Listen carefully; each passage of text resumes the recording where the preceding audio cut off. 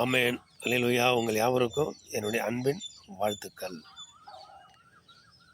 யோவான் புஸ்தகம் 3ஆம் அதிகாரத்தில் 16வது வசனம்.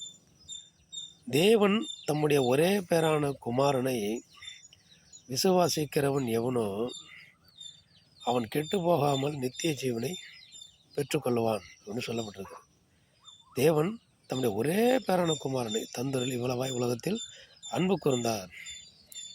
பாருங்க,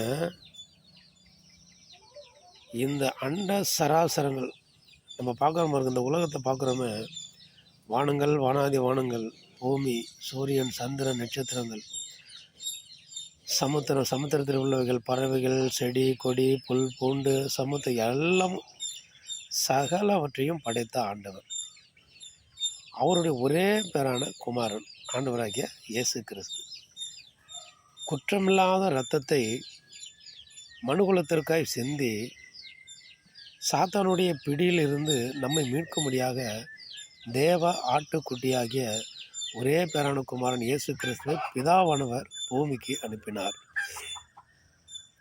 அவர் வந்து சிலுவையிலே நமக்காக பாடுகள் பட்டு, அடிக்கப்பட்டு, நொறுக்கப்பட்டு, ரத்தம் சிந்தி, அடக்கம் பண்ணப்பட்டு 3ஆம் நாள் உயிரோடு கூட எழுந்த ஆண்டவராக இயேசு கிறிஸ்து இன்றைக்கு அவருடைய கல்லறை திறந்தே இருக்கிறது.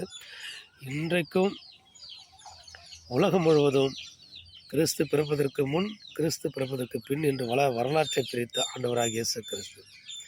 அந்த குமாரனாக இயேசு கிறிஸ்து நம்ம விசுவாசித்தோம்னா நமக்கு நித்திய ஜீவன் உண்டு, பரலோகம் உண்டு, பரலோக வாழ்க்கை உண்டு, இயேசப்போட வாழ்கிற அந்த கிருபை உண்டு, அந்த வரங்கள் உண்டு நமக்கு அப்படின்னு சொல்லி ஆண்டவர் சொல்கிறாங்க.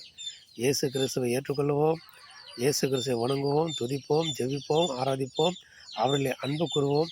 இயேசு கிறிஸ்துவை நம்ம வாழ்க்கையில் என்றைக்கு அவர் விடாதிருப்போம். கஷ்டம், நஷ்டம், போராட்டம், செஞ்சலாம் எது வந்தாலும் அவரை விடாமல் பற்றி கொள்வோம்.